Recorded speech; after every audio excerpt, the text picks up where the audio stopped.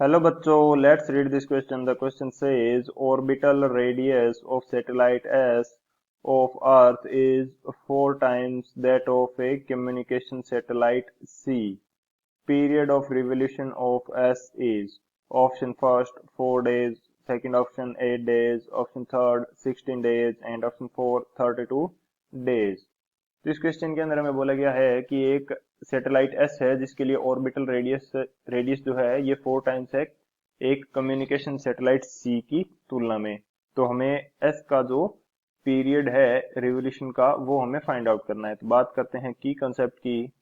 इस क्वेश्चन को सोल्व करने के लिए जो की कंसेप्ट यहाँ यूज होगा ये हमारे पास एक तो हो जाएगा Kepler third law, and second जो की कंसेप्ट हमारे पास होगा ये हमें पता होना चाहिए कि कम्युनिकेशन सैटेलाइट है इसके लिए टाइम पीरियड कितना होता है। सो फर्स्ट की कंसेप्ट हमारे पास क्या है, Kepler's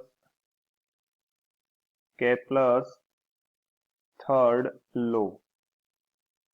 according to Kepler's third law जो टाइम पीरियड का स्क्वायर होता है ये डायरेक्टली प्रोपोर्शनल होता है आर की क्यूब के, यानी आर टू द पावर 3 के डायरेक्टली प्रोपोर्शनल होता है। टी यहाँ पे टाइम पीरियड है and R is the radius of that orbit.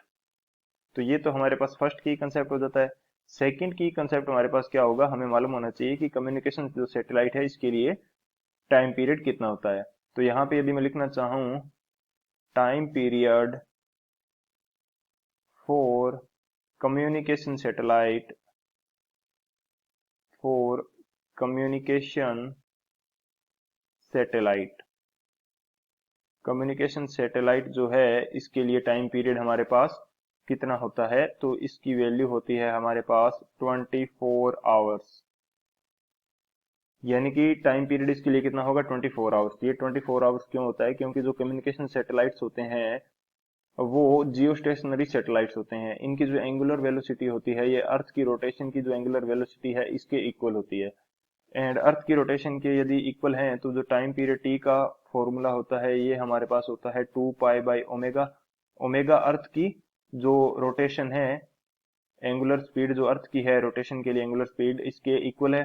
तो इसके इक्वल होने के कारण जो टाइम पीरियड है ये अर्थ का जो रोटेशन का टाइम पीरियड है अपनी एक्सिस के अराउंड इसके इक्वल आ जाता है। तो वो हमारे पास होता है 24 आवर्स। तो ये हमारे पास क्या होती है, वैल्यू होती है कम्युनिकेशन सैटेलाइट के लिए। तो इसको तो मैं रफ कर देता हूँ। तो ये दो हमारे पास की कंसेप्ट हो गए। इन दोनों की कंसेप्ट की हेल्प से इस क्वेश्चन को सोल्व करते हैं। बात करें यदि सॉल्यूशन की तो हमें क्वेश्चन के अंदर दे रखा है जो सैटेलाइट एस है इसके लिए रेडियस है ऑर्बिटल रेडियस जिसको मैं बोल देता हूँ आर एस। इसकी वैल्यू क्या है 4 times that of satellite C. तो ये क्या है 4 times of R C. R C क्या है सैटेलाइट सी के लिए जो ऑर्बिटल रेडियस है वो।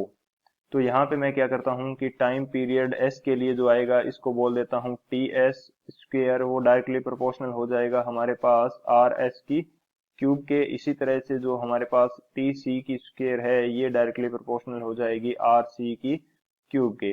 अब इन दोनों को एक दूसरे के अंदर डिवाइड कर दें तो टी एस की स्क्वेयर है डिवाइडेड बाई टी सी की स्क्वेयर ये इक्वल आ जाएगी हमारे पास आर एस।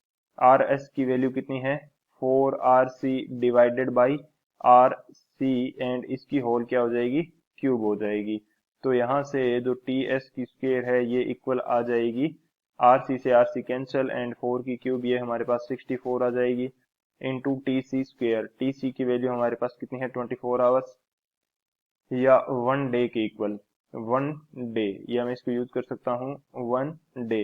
तो यहाँ से जो टी एस की वैल्यू आएगी यानी कि एस सैटेलाइट के लिए जो टाइम पीरियड आएगा ये हमारे पास आ जाएगा 8 डेज।